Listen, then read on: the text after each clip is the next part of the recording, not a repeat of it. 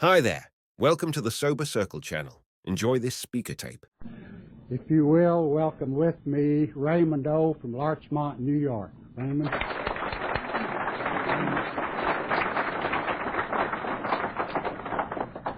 My name is Ray O'Keefe, and I'm an alcoholic. Good morning. I want to thank everybody for Bill Moore and the rest for having us down here. It's a terrific weekend. Gets me away from New York. And it's nice to come down and renew acquaintances with a lot of the people I've met here from your group. I met in Louisville, and those people from Mississippi who come here and make money on the tapes. And even a couple of that crowd from Alabama that come over to get a little civilizing process. I recommend the Tuscaloosa anniversary for you on Labor Day. It's a very fine weekend. I was there last year. It's very easy to recognize the Alabama University campus. It's in deep mourning. All the flags are at half-mast, and they're celebrating their football game with Notre Dame last year. NT Overall is leading a movement in Alabama to get a Catholic chapel on the campus. Thinks it might help the team. Now, let me tell you about my drinking. It's very early in the morning, and if you're a newcomer, I want you to listen to this and take notes if you can. The rest of you pay as much attention as you can. You don't want to miss any of this. This is a thrill a minute. This is... What a terrific story I got here. I started drinking when I was relatively young. I grew up in one of the sections of New York City. It's a neighborhood. My neighborhood was rough, and it was tough, and it was Irish. And they drank in that neighborhood. Now, you don't know anything about this in Tennessee, but they really drank in that neighborhood. It's a terrible thing for a young man to see people actually under the influence of alcohol staggering around. If you looked in my house, you'd see a little drinking. My mother, the widow O'Keefe, was known to take a drink from time to time. When the pressure got on, Kitty would go for the light wines and spirits, and something would fly, usually one of the children. My brother Billy, on the other hand, was a very bad drinker, and in a neighborhood of Irish drunks, my brother Billy stood out as a drunk. So when I showed up at the local joint and ordered up whatever it was they were handing out to 14-year-olds that day, nobody paid any attention. Just another O'Keefe swinging by, doing what came so naturally to the rest of the family. I don't know what they gave me that day. I suspect it was a beer, but whatever it was, I loved it. I really loved it. There wasn't anything I didn't like about booze. I liked the way it looked. I liked the way it smelled. I liked the way it tastes. I liked what it did for my head. I liked the noise and the smoke and the confusion. I liked the fist fights. I liked the Irish music. I liked the bullshit. I really liked that part. I was going through the Catholic school system in a manner of speaking, and I got into all of the trouble and difficulties you might imagine a young man would get into going through that system drunk. I was thrown out of high school a record number of times. I held the neighborhood record for being thrown out of high school, a record previously set by my brother Billy. When I was finished with high school, or more properly put, when they were finished with me, because of a mistake on the part of an admissions officer in a small school in New England, I got a chance to leave the neighborhood, and I went away to college. And my drinking changed. In the neighborhood, we drank beer, and we drank shots and beers. We call those bats and balls. When I got north to New England, they weren't drinking that way. There were no bars in that state. They sat around the tables, and they drank beer out of bottles, and they sang college songs, and they wore white shoes in the wintertime. And being a man of no particular moral fiber, I got a pair of white shoes. And I learned the words of a few songs. I got very collegiate. I even learned to drink beer out of a bottle. World War II was ending, and things were a little slow on the campus anyhow, so I joined the Navy one day, and I ended up on a minesweeper in the city of San Francisco. I hate to be indelicate during a nice breakfast, but I have to tell you that I had a lot of trouble with my kidneys when I drank. And in the Navy, we slept 3 to a tier, and the new man slept on top. Now, don't get ahead of me, lady. This is very hard work here. My first liberty in San Francisco, I came back with all the beer that I could handle, and I had one of these rare nephritis attacks that night. And I met the guy that slept below me. He figured he'd be wet sometime in his naval career, but it hadn't occurred to him what happened while he was sleeping. I was immediately transferred to a lower bunk. One day the ship was floating around in the South Pacific trying to stay out of trouble, and we were carrying the mail around to our fighting men is what we were doing. And the executive officer sent for me, and he told me something I was to hear many, many times in my life, and it never helped me with alcohol. In fact, I think it hurt me. He said, "You are a very, very smart kid, O'Keefe." And I agreed with him right away. I thought he was beginning to show good judgment. And he told me if I would pass some examinations, they would send me to the United States Naval Academy. And so in a matter of months, I found myself in a very fancy preparatory school in Maryland.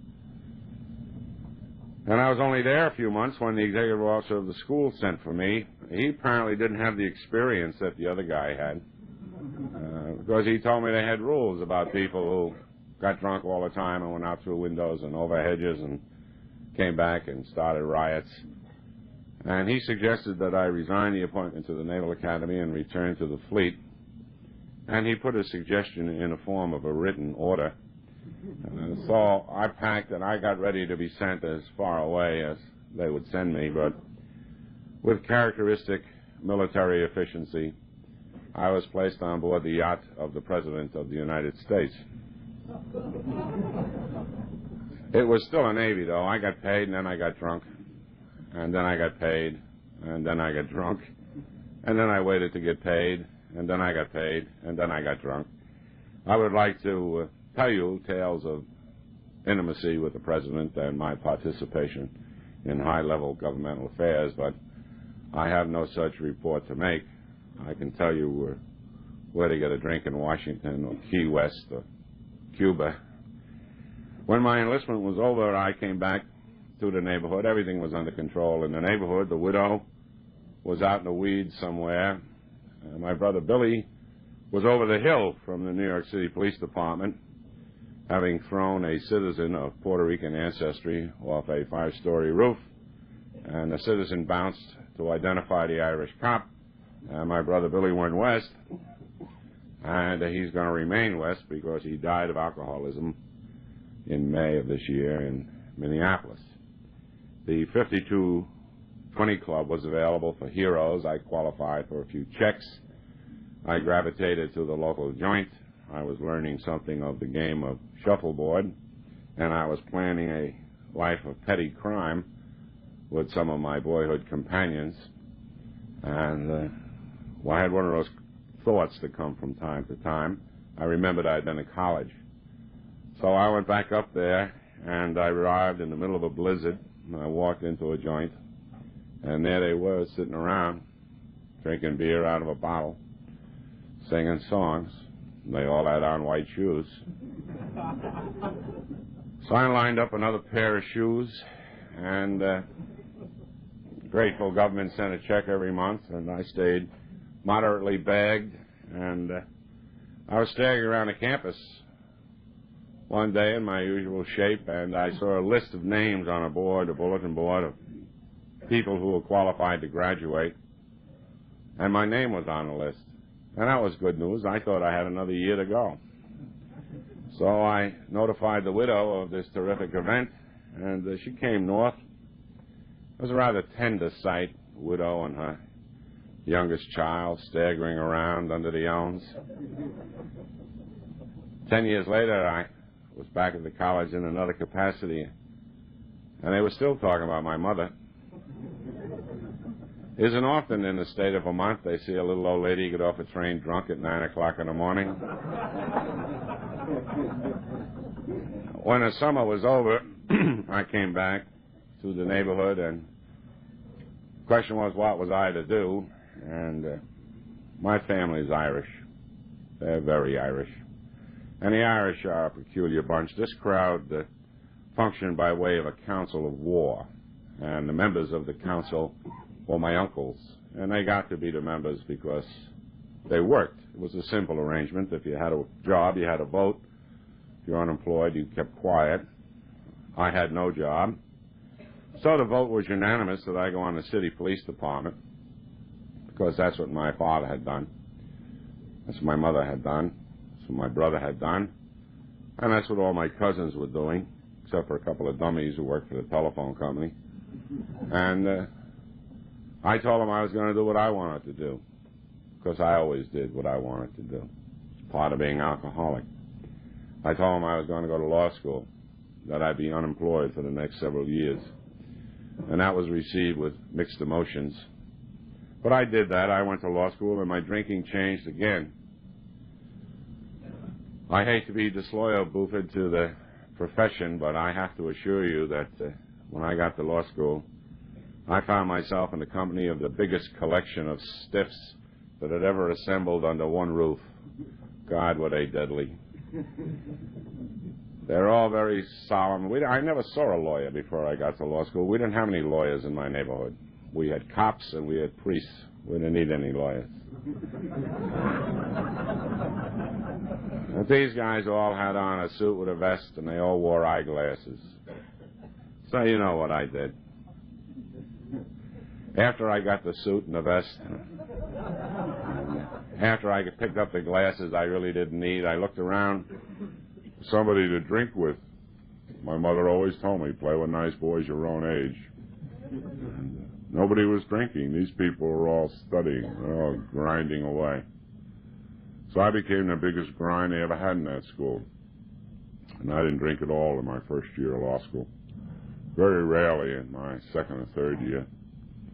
Except in summers when I worked in hotels and got to drink for nothing. As a result, when I finished law school, I was taken into a white Protestant Wall Street law firm. They took me in and saw the resident immigrant. And my superiors there decided I ought to be trained as a trial lawyer. And so I was sent very early in the game up to the courthouse in New York City to learn my trade. And I wasn't in that courthouse very long when I figured out that the wise guys were not hanging around that dirty old building. They were all across the street in a saloon. So I moved my office into a bar, and I learned to drink in a different, more civilized, more genteel fashion. Very few members of the profession were knocking down bats and balls when anybody could see them. I discovered scotch in a tall glass, and ice and water, and you sip on that, and that's very civilized. I was introduced to cocktails. If anybody had ever ordered a cocktail in my neighborhood, it would have started World War III. I became initiated into all of the mysteries and the ritual and the mystique of the very, very dry martini. And to this day, to this minute, my love, my admiration, and my affection for the very, very dry martini is surely the greatest case of unrequited love the world has ever seen. I adored them so, and they destroyed me. After about a year of this civilizing process, it became necessary in my natural development that I be married, and I had located a lady, or she had located me. I'm not sure how these things work. You all have met my wife, Stephanie. Very fortunate Stephanie can be with us this weekend because she's here at great personal sacrifice. She is missing a very super meeting of her Al-Anon group. They meet in the large church of Our Lady of Perpetual Revenge.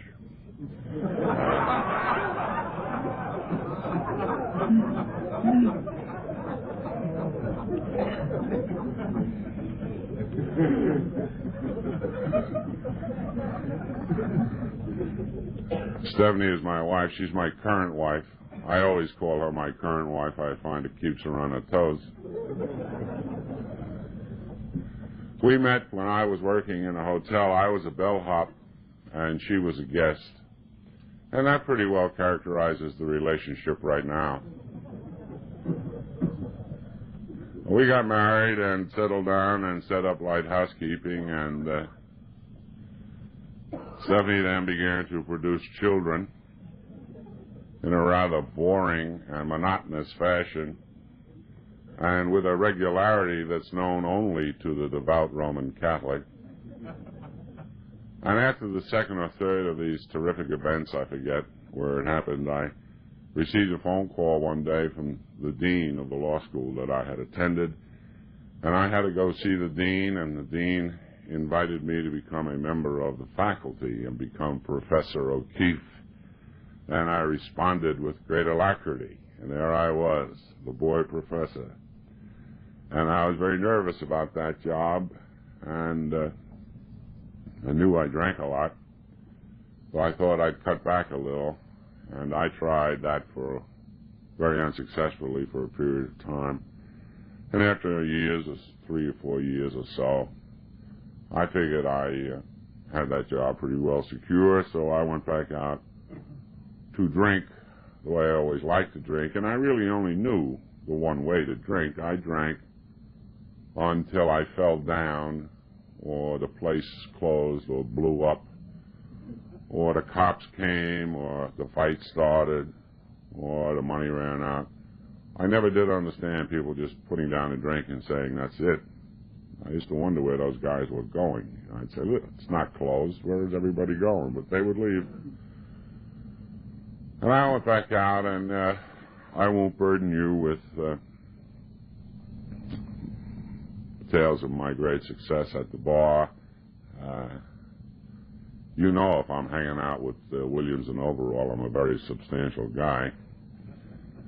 Mrs. O'Keefe and I moved around a bit, and we finally bought a large house in a village called Larchmont, New York. We bought a large, semi-authentic colonial home in a village that abounds in semi-authentic colonial homes.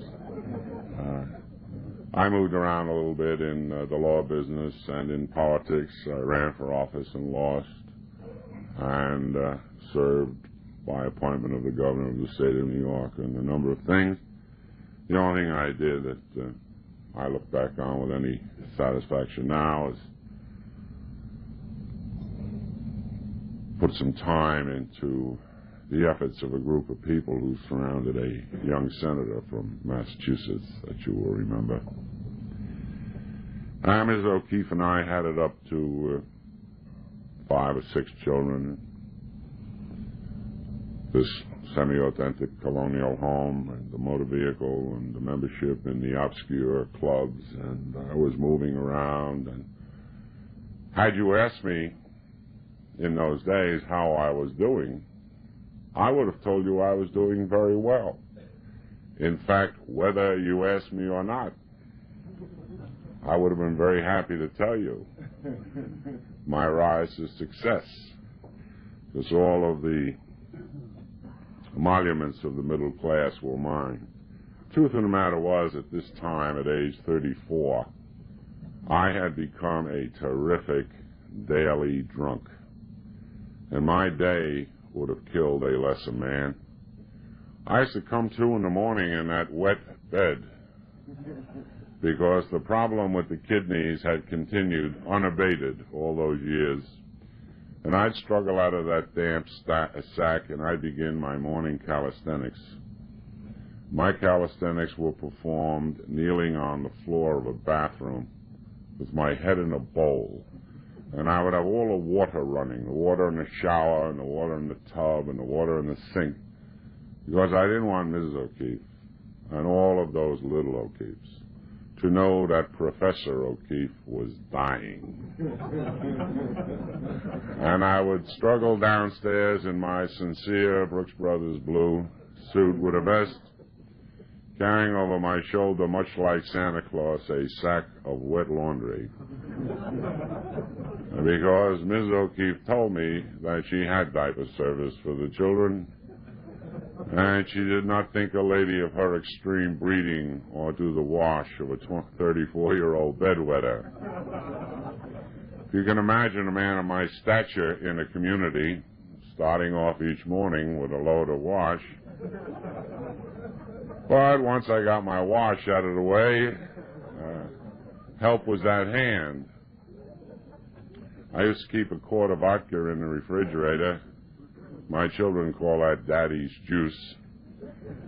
And I would take a few bangs on Daddy's juice, and then the question was, would I throw up in front of all those people?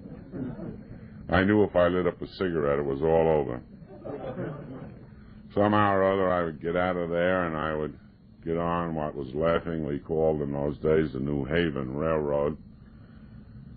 Now, the New Haven Railroad has been known to strike terror into the heart of the soberest of men, but for a drunk in the morning, it is a really hazardous experience. And I would get on this thing, and hopefully it would go to Grand Central, and if it got to Grand Central, then help was at hand. I don't know if you know anything about New York. Grand Central is supposed to be a very large railroad station. Actually, it's a bunch of saloons connected by tunnels. And I would tear around the tunnels all morning long, pop up like a mole in various bars and have a drink. Many mornings I couldn't go all the way into Grand Central because there's a tunnel between 125th Street and the station, and I'd come to the conclusion that the tunnel was unsafe. So many mornings I would step out on the platform at 125th Street, which is the main street of Harlem in New York City, and many mornings would find the old professor in the middle of Harlem in a White Rose bar having a few drinks with the citizens, and I was way ahead of the civil rights movement, you should pardon the expression. I was always dispensing a little legal aid at the bar in the middle of Harlem. Sooner or later, I would get to the law school, and as soon as I got to that imposing institution, my first thought was how to get out of there. And I'd get out, and I'd tear across town to a law firm, and every morning I would steal $20. Drove several bookkeepers to distraction. Professor O'Keefe would make the lightning raid on the petty cash. And then I'd be out on the street with my 20, and there's nothing like giving a drunk money, you know, it's like whole blood. And I'd be in a cab with the 20, and down I'd go to where I really belong, to my first parish, the bar down by the courthouse. And by this time, the other lawyers were treating me like a mascot. And they knew I was harmless, and I'd run in, and up would go the dough, and the bartender would buy a drink, and I'd buy a drink. And somebody else would buy a drink, and maybe some cases would move, and maybe some money would change hands, and somebody would buy lunch or not buy lunch, and we'd all have a few more, and we'd all tell each other what a great job we were doing, and how we were all breaking out back in this business, and we'd have a few more.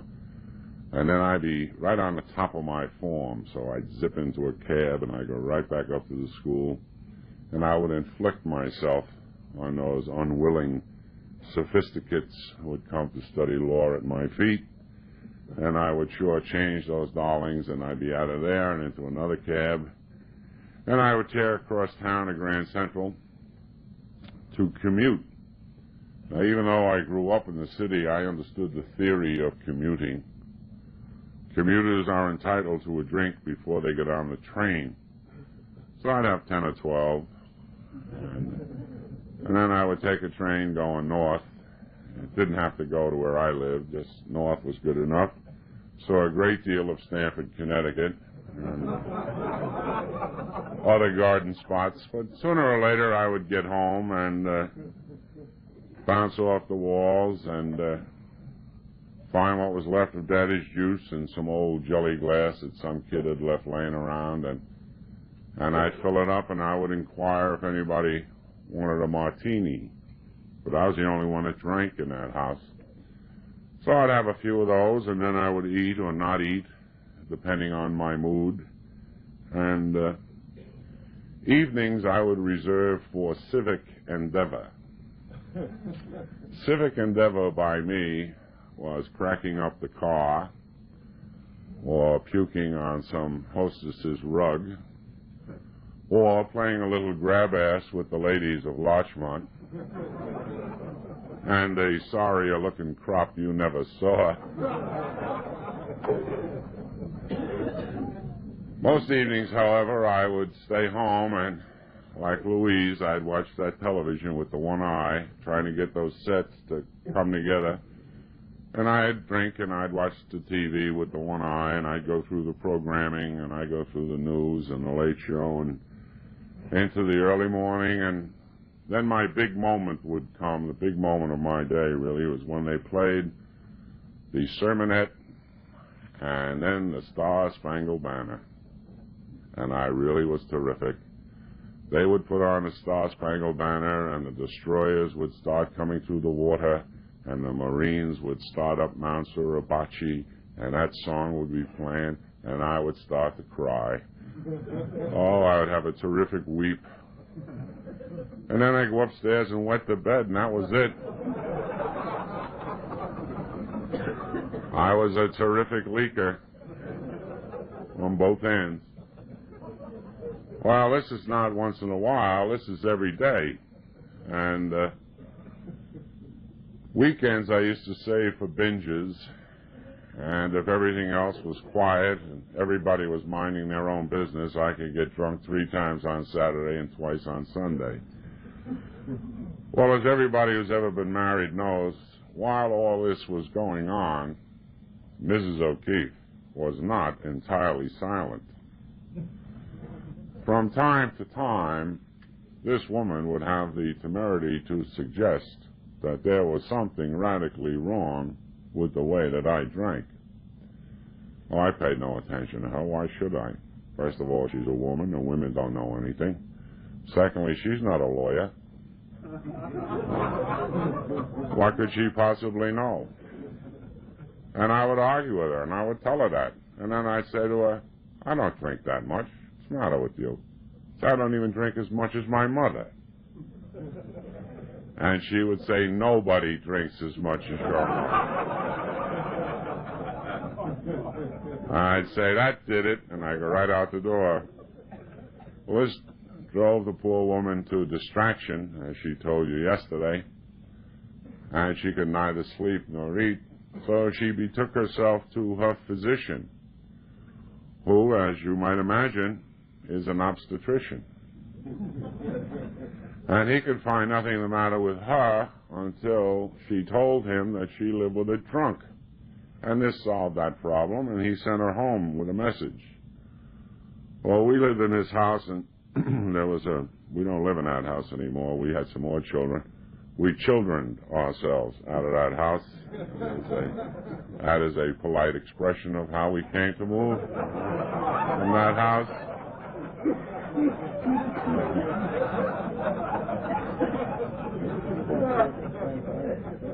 But in that house, we had a room. It was a den. It was a very comfortable room. It was paneled, and it had this television and a very comfortable chair.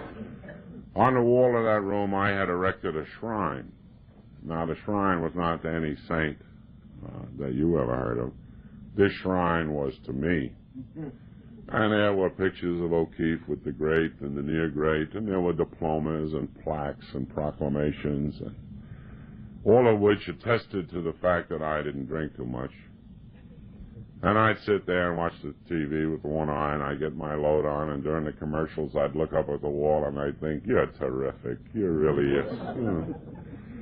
Well, Miss O'Keefe came to pay a visit to the shrine this evening, and the message she brought me was that her doctor, the obstetrician, had diagnosed her husband, the professor, as an alcoholic. Well, I rose to defend myself. This was a terrible accusation. I was outraged. I was easily outraged. And I started my argument to the jury, and the first point I made, which was a valid point, I took a very, very stern position against doctors who would diagnose patients without having seen them. I was against that practice. And then I went into high, and I asked Mrs. O'Keefe a question to which she has not yet discovered the answer. I asked her what kind of a man became an obstetrician in the first place. And at this point, the conversation was coming downhill at a terrible rate. And then it happened. Now, I don't know how this happened. I really cannot explain to you how all of this happened. I can only tell you what happened. I can explain many, many things to you, and I will in the second or third hour of this terrific talk that I'm giving here. And I might even continue on the airplane. But I am unable to tell you how this happened other than it happened. In the middle of this big harangue, I suddenly stopped and I admitted to Mrs. O'Keefe, for the first time that I'd ever admitted it to anyone, that there was at least the possibility that I drank too much sometimes. This was a very serious tactical error, because in a matter of days I found myself a prisoner in a mental institution in Stamford, Connecticut. And I had only been there a matter of moments when I discovered a very serious architectural deficiency in the building. There was no doorknob on my side of the door. They had sandbagged the old professor. And I was again outraged, and I was very unhappy, and I told this to a man in a white coat who was passing by.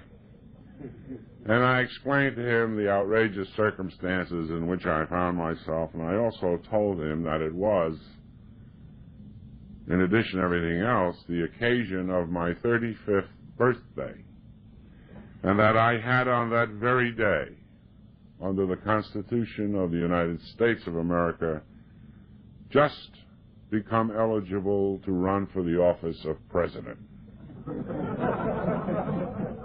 He urged me not to plan any campaigns. He said that there were 2 other presidents in residence. Washington and Jefferson were there that month, and then he went away to leave me, and so I stayed, and I did for the next week or so all of those wonderful, warm, happy, and interesting things that alcoholics do when they withdraw from alcohol. And I did all of the good numbers. I shook and I sweat and everything else interesting that you can think about. And after a week or so, I came up for air, and I was then visited by the staff of the hospital, and they, of course, were psychiatrists. And I was visited first by the head of the hospital. I would have expected no one less. And he fixed his cool, professional glance upon me, and he asked that question that so many people insist on asking alcoholics. It's such a brilliant line of inquiry. He said, "Tell me, Professor, why do you drink so much?" So I told him, after all, the man's entitled to know. I told him of my wealthy parents. I told him that Momsy and Dada used to travel a lot, and I had been left in the hands of cruel servants who were black, and that I had become insecure and turned toward alcohol. And he was very happy to hear that, said it was a familiar story, and he left. And about 10 minutes later, one of his colleagues was sent in, and he came in, and he asked me the same question. So I told him, after all, you can't lie to a doctor. I told him of my impoverished youth. I told him of the beatings I had received at the hands of my drunken mother. I even told him about the time my sister Marie stole my rubber duck when I was 3 years old. He said that help was at hand. He said I had come to the right place. He said it might take a long time. He said it might even be a little expensive. But with his help, and with the help of medical science, one day I would drink safely again. And I said, thank you, doctor. That was my kind of a doctor, that doctor. And he left, and the third one in to see me, and the last psychiatrist I have ever seen, with the exception of one I now drive to meetings, who doesn't seem to be able to get this program, was a gentleman of dubious medical qualifications and a pronounced Middle European accent. And he was concerned with two things. One was my professorial status, and the other was the fact that I was wearing sneakers in January. He found some mysterious relevance in the sneakers. And we fenced around about the sneakers a while, and then he asked me the question, so I told him. I gave him a sexual aberration that drove him out of the room. He thought he had been given a great degenerate to work with, and perhaps he had.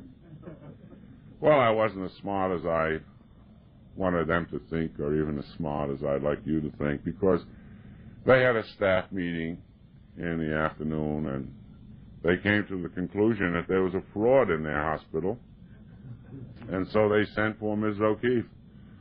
And poor Ms. O'Keefe had to come up through the snow and the ice, and I was brought into a large room, and Stephanie was in the middle of the room, and she was hysterical, and she told me that I was in grave danger of being expelled from a mental institution.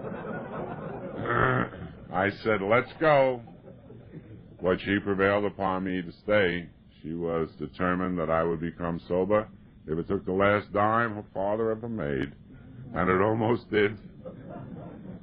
Well, I went back to my room. I was playing Monopoly with three guys who were institutionalized there. They were nutty nuts, not the alcoholic nuts. And we had this Monopoly game going, and one of them was under the impression that I was his real estate broker. And if you know anything of the game of Monopoly, and some nut thinks you're his real estate broker, you can do very well. I was getting the boardwalk for about $2. It was a terrific game. And I figured I had about a month of it to go, and I was in about the second day of the Monopoly marathon when they told me I had another visitor. So I went in my room and I waited. And through the door of that room came this big, tall, imposing-looking guy. And he said that he was from the Darien, Connecticut group of Alcoholics Anonymous, and that the hospital had asked him to come to me and speak to me of this program. And I said to him, Alcoholics Anonymous? Are you serious? And I started at him. He told me to shut up. Well, I figured he hadn't been properly instructed. I figured they had neglected to show him my resume. So I began to speak some more. He told me to shut up and to sit down and to listen to him. Well, he was a very tall, imposing-looking guy, and I was not a well person. So I sat down, and he began to explain to me, as we are instructed in this book, and as I have tried to indicate to you, what had happened to him, what life had been like for him, how he had found Alcoholics Anonymous, and how life had been for him since. And he asked me if I would like to go to meetings. And I said, you mean outside to meetings? He said, outside. I said, I'll go. Beside that, he gave me matches. And nobody else had allowed me to have any matches. And I thought that showed some confidence in me. So that's how it began. I was driven around all over southern Connecticut by this man, and he made arrangements for me to go locally. And I came out and I went locally, and I don't remember much about all of that. I was too new and too nervous, too afraid, too everything. But I know myself fairly well. I figured I would come to Alcoholics Anonymous. You would recognize me as a superior person. You would elect me your president. I was always president when I joined a club. I would serve a term. You would give me a plaque. I would put it on the wall at a shrine, and that's it. Onward and upward, another chapter written in an already fascinating life. And so it should come as no surprise to you, although it was a terrible shock to me, to find some 10 months later your trusted servant was very drunk. And I was drunk with a great difference because I had turned away from the power that is in this program. And I was to stay drunk for a period of time, and I never knew when I would be dry or when I would be drinking. I would drink a week, and then I wouldn't drink a month. I'd drink a month, and then I wouldn't drink a week. I would drink, and I would go to these meetings, or I would go to the meetings, and then I would drink. It was, without question, the worst period of my life. It was truly murder. It was murder. And when Talbot took that walk last night, I went with him. It was murder. And it lasted for a period of time,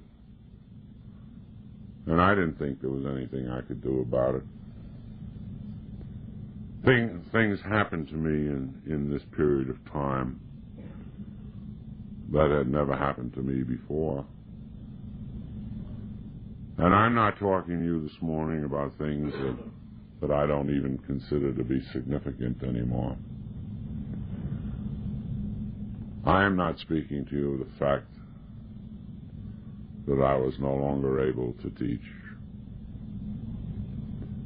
I am not speaking to you of the fact that I was in very serious, and I mean serious, personal, professional, and financial difficulties. I do not speak to you even of the fact that I lost the affection of all those who were around me. All of that happened in this period of time, but looking back at it now, I don't think it's so significant. What had happened to me that I now see in this period of time was that there was, in my case, and perhaps in so many others, a terrible, terrible wasting of my spirit. That spirit that distinguishes me from my cat and distinguishes me from each of you. That spirit which even I had seen had at one time burned in my life so bright. And it was almost gone, and there wasn't very much there. And it was almost gone, and there wasn't very much there. And if I gave this any thought, I thought that there was nothing that I could do. And I knew about drunks. I'd seen the drunks. I knew what happened to them. And if I gave that thought, I thought, well, that will happen to you. And there wasn't anything that I could do. I've been here. This didn't work for me. I've been through the doctors, the hospitals, the drying out places. My wife's clergy had done their magic over me. Nothing worked. And so I despaired, and I am not a despairing person. And I thought that it will end when it ends. And then one day, my time came. My time came one day. My time came. I think, and it is only my opinion, that there is a time for all of us. I think there is a time for each of us. I think there is a line beyond which we are simply not permitted to go. I think there is a point beyond which we are not permitted to sink. And I think there is a level of pain beyond which we are not required to endure. I think this level and this point, by whatever name you put to it, is different in each case. I think for some it may be death, as it was for my brother Billy. Alone, drunk, broke, in a veterans hospital. For others, something trivial. But the line is there somewhere. My day came one day when it wasn't much different from a lot of other days. I didn't even know it as it happened. I wasn't able to see it. I was 3 or 4 days away from a drink. I was in my office. I was thirsty. I thought maybe I'd have a drink. Then I did something that I had never done before with any great sincerity. I called someone, a friend of mine, a longtime member of this program. We work in the same business. His name is John. He's my sponsor. I asked John to come over and see me. John came over. Of course he came. And he came through the door of that office. And he looked so good. And I felt so bad. And I said to him, John, how can I be as successful as you are in the program of Alcoholics Anonymous? And he looked at me and he said, don't drink. Go to the meetings. Well, I didn't want him to tell me that. I said, John, please, don't talk baby talk to me. I'm a very smart fellow. Tell me something else. And he gave me that look. You know that look?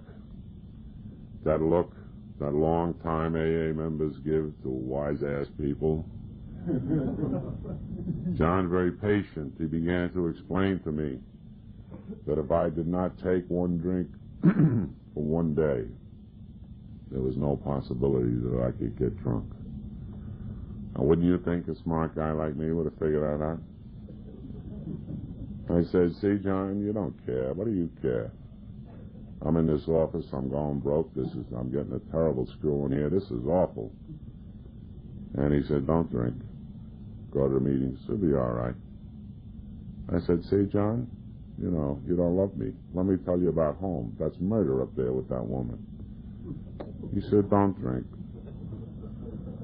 You go to the meetings. You'll be all right. He said, you're going to have a spiritual awakening.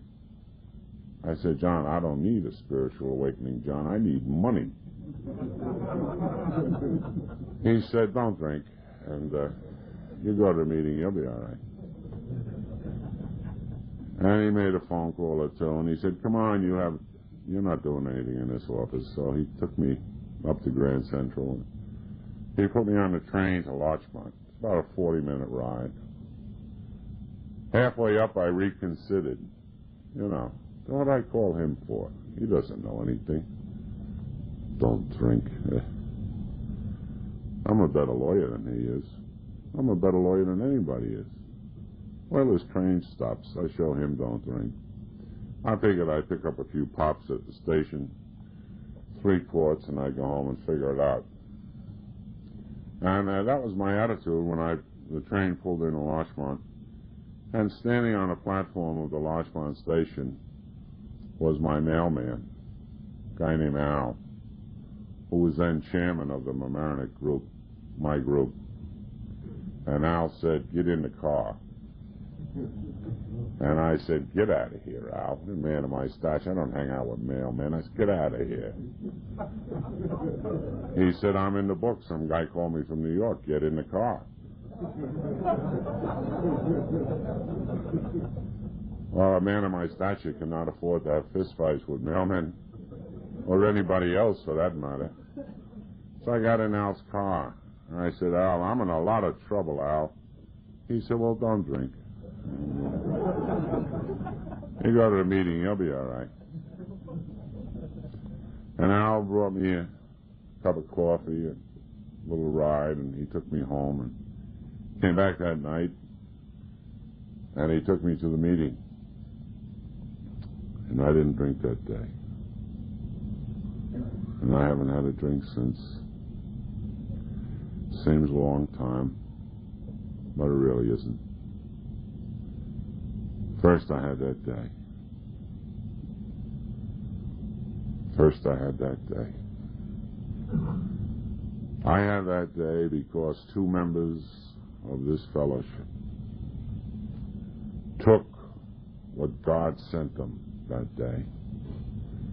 A fat, dishonest, arrogant drunk of a person. And they gave him a day. They were so filled with the gratitude of this program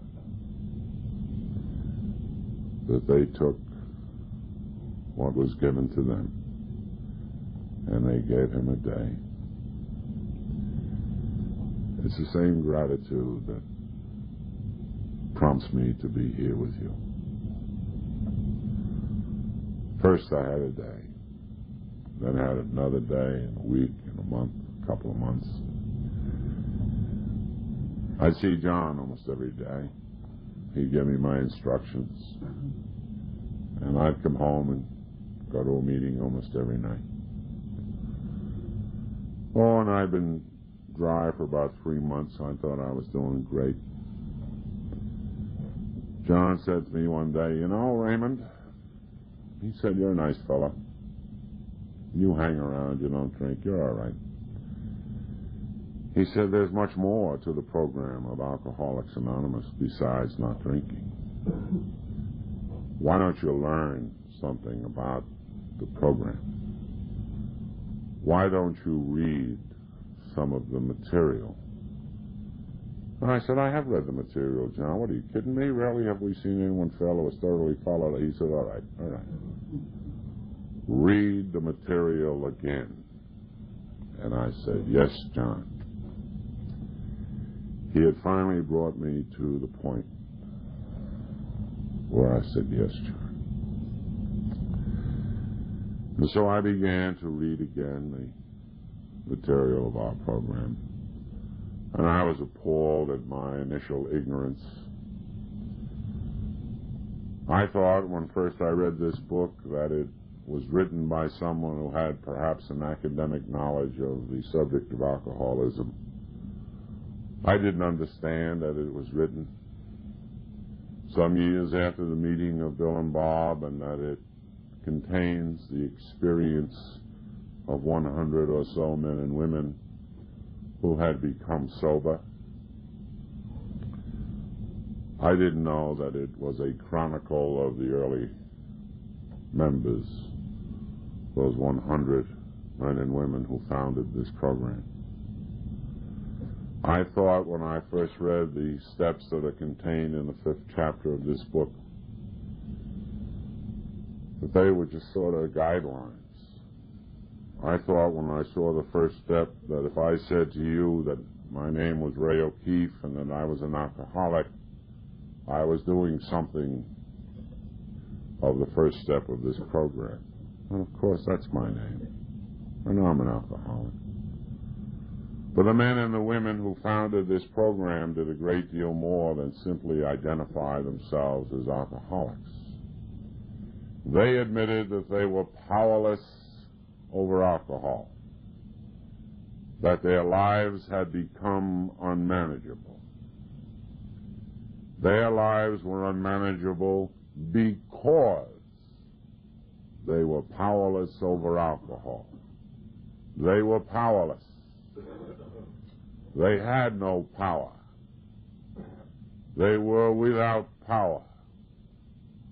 They were powerless.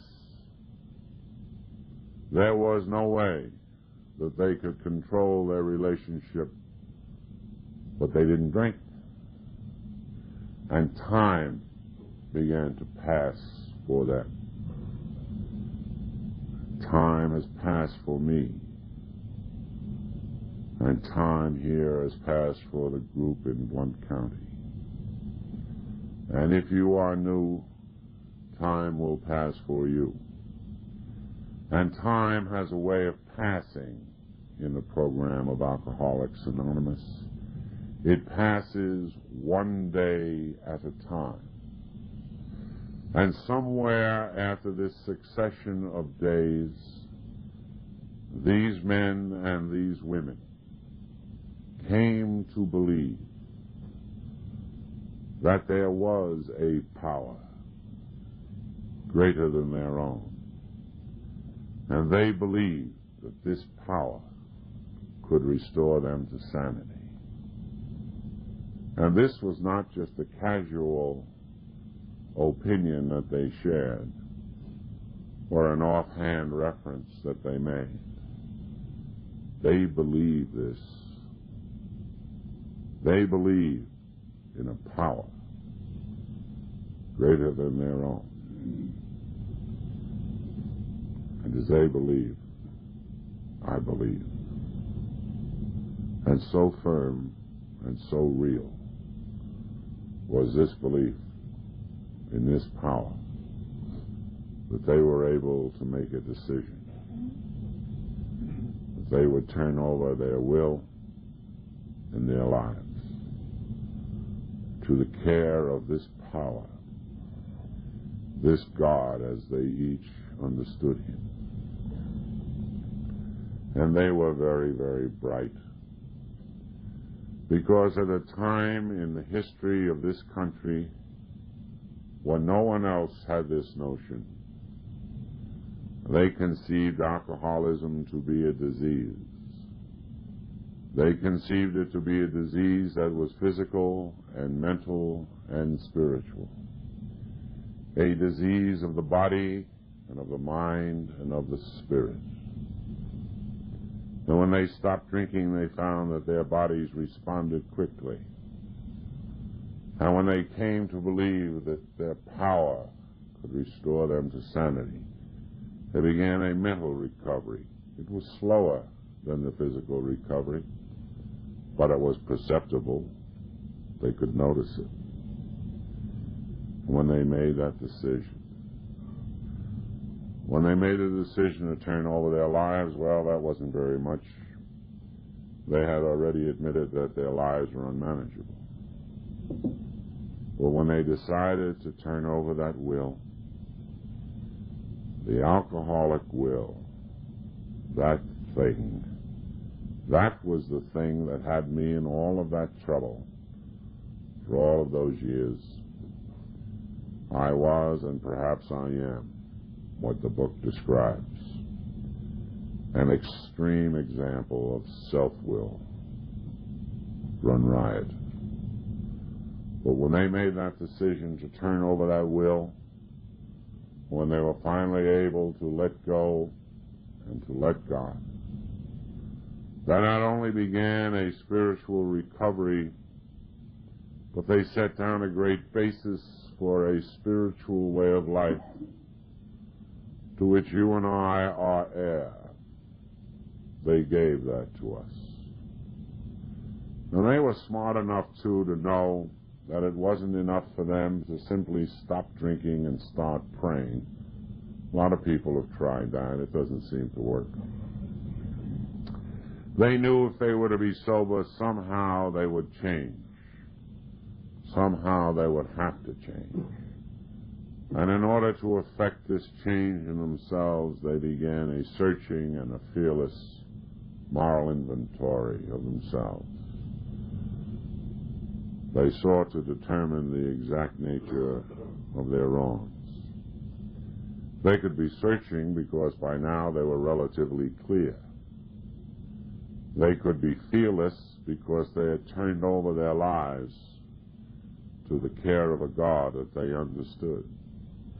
Imagine an alcoholic without fear. That's impossible. It embarrasses me to tell you that the ruling emotion of my life when I drank was fear. For all of those years, the great man and the boy professor was afraid most of the time. This program helps with that. And so great was the love and the affection of these people one for the other, that when they had completed this inventory, they were able to readmit it to themselves, to the God of their understanding, and then they were able to take it to someone else and to show it to admit these defects, to learn and to admit of the exact nature of their wrongs. And they got great help. And for the first time in their lives, and certainly for the first time in my life, they were in the process of becoming honest. They let someone else see them exactly as they were. I spent an awful lot of time when I was drinking making sure that everybody at that bar knew who I was. And I spent twice as much time when I was drinking making sure that nobody knew what I was. It's a great relief to be able to go through this process. Then they went to work on developing an attitude which was very difficult for me. They became entirely ready to have God remove all these defects of character. And with great and compelling logic, they went to this God of their understanding, this power that they had come to believe in, and they humbly asked that power to take from them these defects of character. And it worked. Easy to say, it worked. And they knew they hadn't come here alone. They knew in their lives, as in mine, there was wreckage and baggage. So they made a list of everyone they had ever harmed. And they became willing to make amends to them all. And they did it. They actually went out and did it. You may remember in the book, Alcoholics Anonymous Comes of Age, it describes Dr. Bob's first full day of sobriety. He spent it driving around Akron, Ohio, in an old Buick.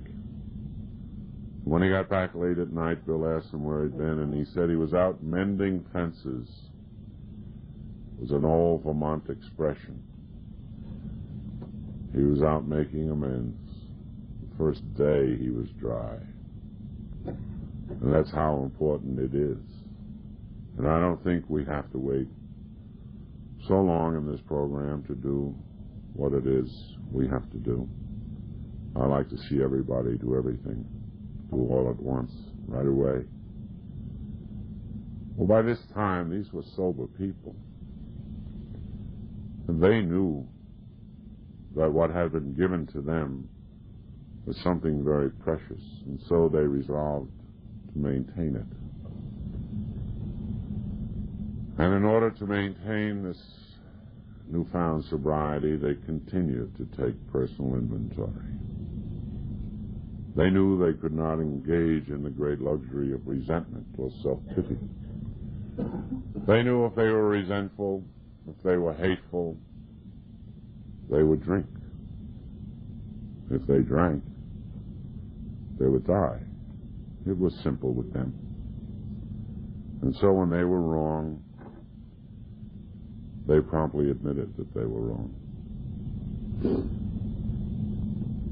So great and so real was their reliance upon this power, this God of their understanding, that they sought to improve their conscious contact with this power. They did that by prayer and by meditation. They meditated. They gave thought to their condition. They considered who they were and what they were. And they engaged in a great form of meditation. It is a form of meditation in which you are now engaged. They listened. They listened on the odd chance that this power that they believed in would speak to them.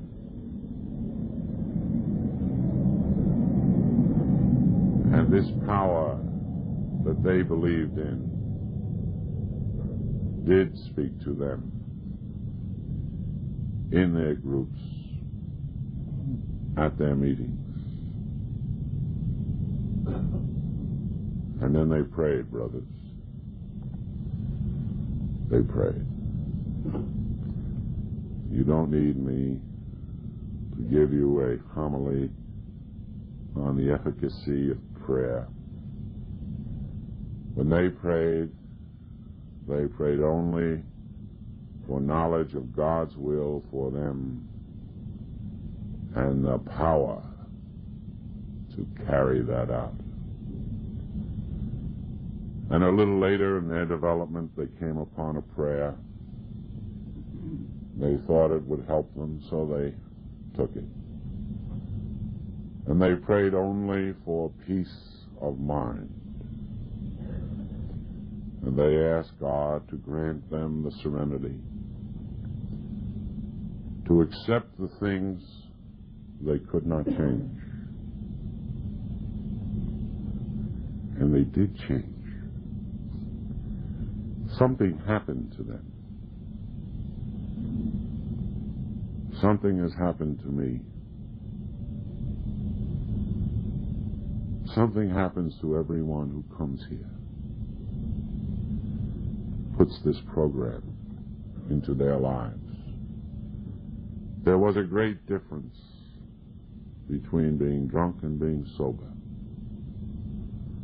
There was a great conversion of their values. There was a great substitution of their standards. This great difference in their lives they termed a spiritual awakening. It wasn't ever that they had been so bad. It was that they were ill. And the goodness in them had been dormant all those years. It had been sleeping, and it was now awakening. And they had that spiritual awakening as the result of these steps. And these were the men and women who at the beginning of this process had admitted that they were helpless and hopeless and powerless. These were the ones who had no power. But having had a spiritual awakening as the result of these steps, they found that they held in their hands and in their hearts and in this program one of the greatest sources of spiritual power that the world has ever seen. They actually had the power to arrest the disease of alcoholism. They actually had the power to save life. And the only thing they were using was the great power of example, of one drunk for another. I wanted to be like my sponsor. And armed with that power, and having had that kind of a spiritual awakening, they began to carry the message to the alcoholic. And they did that so well that you and I have come together on a morning in June in Blount County in Tennessee. And that, my brothers, is a long, long way from Akron, Ohio. And they knew. They knew. They knew what my sponsor knows. They knew what my friend Jim here knows. That there is a great deal more to this program besides a simple device to keep me from drinking like a pig. They knew that what had been given to them was an entirely new way of living. And in order to preserve and to enjoy that new way of life, they resolved that they would practice the principles of this program in all their affairs. And so, where they had been, as I was, very arrogant, they tried to introduce some humility into their lives. Where they was, as I was, very dishonest, they tried to be honest. It's a good thing for us, they said, we need not be saints. They said this was not a program of spiritual perfection, it was a program of spiritual progress. And my sponsor told me, so I believe, I can progress in this program if I don't drink and I go to the meetings. I could keep you well beyond plain time and tell you all the good things that have happened to me. In the last years, wholly and solely and simply because I am a member of the Mamaroneck group of Alcoholics Anonymous. But if you have a good wish for me, and I know you do, please be assured that anything you might wish for me or for my family has probably already happened. Wholly and solely and simply because I am a member of the Mamaroneck group of Alcoholics Anonymous. I go now all over the country, it seems, talking and coming to these meetings. The only price I ever pay is saying goodbye. And I seldom say goodbye. I always say I'll see you again. People in my group sometimes ask me why it is I'm always getting in those airplanes and taking off. And those damn fools in my group, they do terrible things when I'm away. Sometimes they don't make the coffee right and the chairs are not straight. I learn about these things when I get back. And they ask me, they say to me, beloved leader, why are you leading us again? And I tell them that I have to come back, especially in the South. I have to come and see if all my friends are still here, if Williams is still sober. I have to come back to continue my affair with Cindy Eloise. I have to come back because I have a great debt.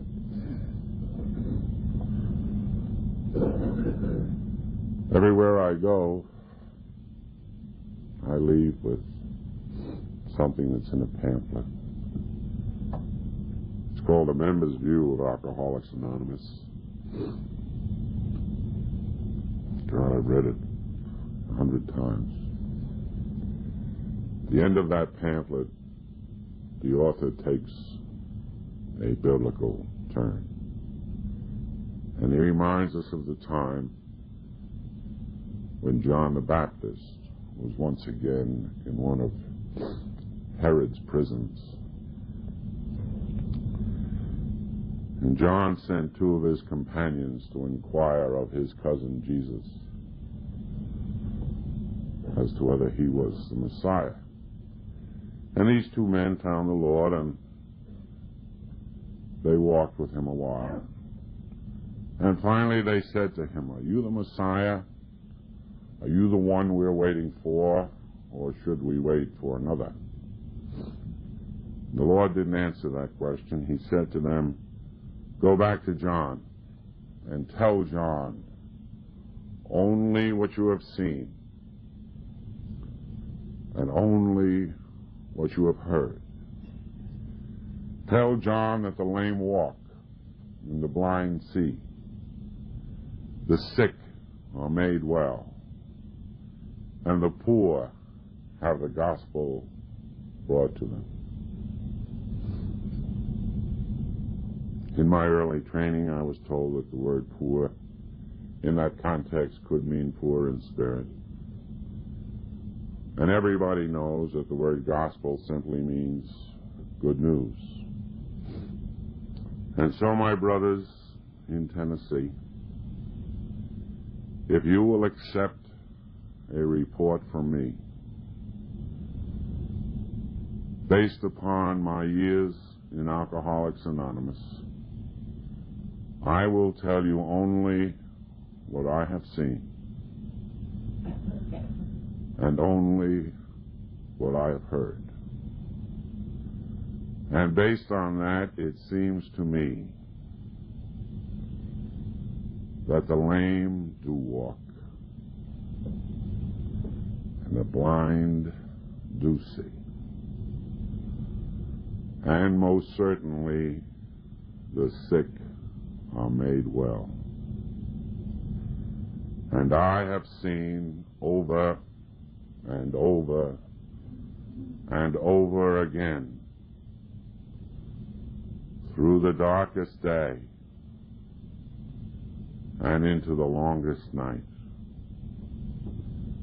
the good news of this program brought to the alcoholic who still suffers, the poor in spirit. God bless you.